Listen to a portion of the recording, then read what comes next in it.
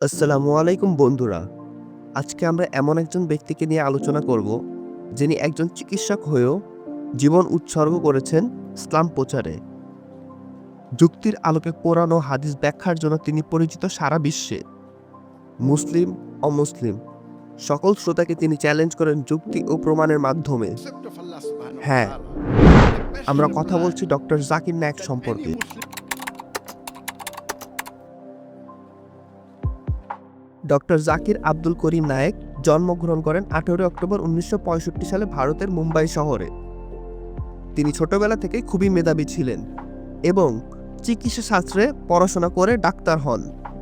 1991 সালে তিনি চিকিৎসা পেশা ছেড়ে সম্পূর্ণভাবে ইসলাম প্রচারে আত্মনিয়োগ করেন। 1991 সালে তিনি প্রতিষ্ঠা করেন ইসলামিক রিসার্চ ফাউন্ডেশন বা IRF। এখান থেকে শুরু হয় তার বিশ্বব্যাপী ইসলাম দাওয়াতের মিশন।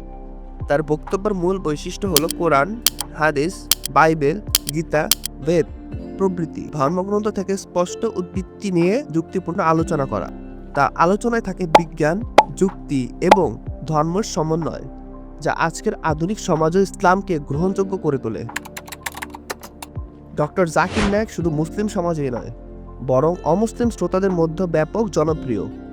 তিনি বিশ্বের বিভিন্ন দেশে হাজারো মানুষকে ইসলামের পথে নিয়ে এসেছেন শুধুমাত্র তার যুক্তিপূর্ণ বক্তব্যের মাধ্যমে। আপনারা হয়তো অনেকেই জানেন না, তিনি 2006 সালে কিং ফয়সাল ইন্টারন্যাশনাল প্রাইজ পান, যেটি ইসলাম বিশ্বের সবথেকে সম্মানজনক পুরস্কার। অনেকেই তাকে আধুনিক যুগের আহমেদ দিদাত বলেন। তবে তার এই জনপ্রিয়তার সাথে সাথে এসেছে বিতর্কও। ভারতে তাকে বিভিন্ন কারণে নিষিদ্ধ ঘোষণা করা হয় এবং 2016 সালে তিনি দেশ ছেড়ে মালয়েশিয়া চলে যান। যদিও তিনি বরাবর দাবি করেছেন তার কথাগুলো কখনো ঘৃণা ছড়ানোর জন্য নয়, বরং সত্যের পথে মানুষকে আনার জন্য। ডক্টর জাকির নায়েক এমন একজন ব্যক্তি যিনি যুক্তি, জ্ঞান এবং ধর্মের অনুধাবনের এক অনন্য মিশ্রণ। সময় যতই যাক, তার অবদান ইসলাম ইতিহাসে স্মরণীয় হয়ে থাকবে। আপনি যদি এই ভিডিওটি পছন্দ করে থাকেন তাহলে একটি লাইক দিন, শেয়ার করুন এবং সাবস্ক্রাইব করুন আমাদের চ্যানেল। পাশাপাশি পেজটিকে ফলো দিয়ে রাখুন।